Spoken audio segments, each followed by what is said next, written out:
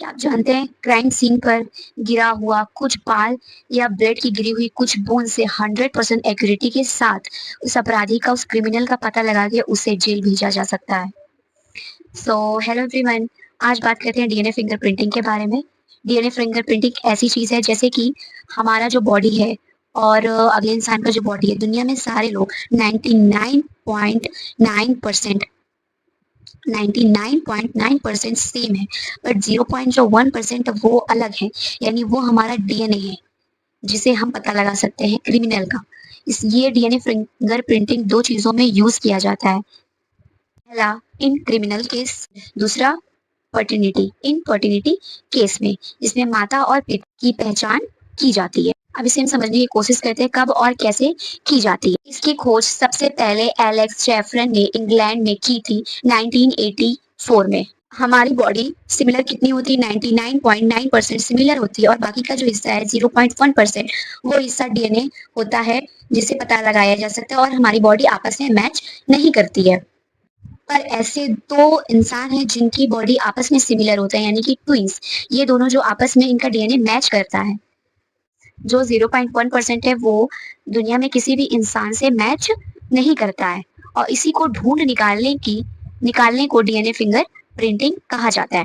अब क्या है satellite DNA finger printing? Satellite DNA, हमारे शरीर के अंदर डीएनए में कुछ ऐसे खास रीजंस होते हैं जिनकी पहचान डीएनए फिंगर प्रिंटिंग में की जाती है, उसे सैटेलाइट डीएनए कहते हैं। अब दूसरा है हमारा बैंड। जब इनका जांच यानी कि एक्सरे में इनको देखा जाता है डीएनए फिंगरप्रिंटिंग को, तो एक बैंड यानी कि पट्टियों जैसा एक्सरे फिल्म में आता है। बैंड्स को देखने के लिए इलेक्ट्रोफोरेसिस की तकनीक और रेडियो एक्टिव की पहचान हेल्प ली जाती है एंड इलेक्ट्रिक फील्ड से ये अपनी डिस्टेंस तय करते हैं। डीएनए फिंगरप्रिंटिंग जो होती है वो इलेक्ट्रिक फील्ड से क्या करते हैं? अपनी डिस्टेंस तय करते हैं। वेयर इज इट यूज, इसकी पहचान और ये किस काम में आता है, उपयोग ये कैसे होता है। डीएनए फिंगरप्रिंटिंग पाया कहाँ जाता है, यूजेस कहाँ इसका होता है, कैसे होता है?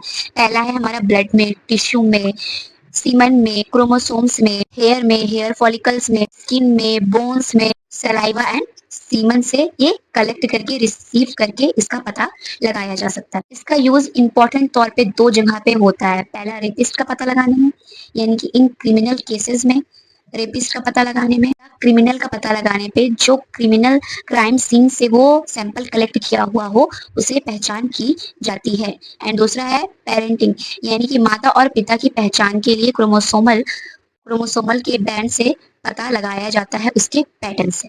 यानी तो ये सारी चीजें आपको क्लियर हो गई होंगी, क्रिस्टल एंड क्लियर। तो ऐसे ही और वीडियोस के लिए, इंफॉर्मेटिव वीडियोस के लिए प्लीज मेरे चैनल को लाइक एंड सब्सक्राइब जरूर करें। Thank you so much.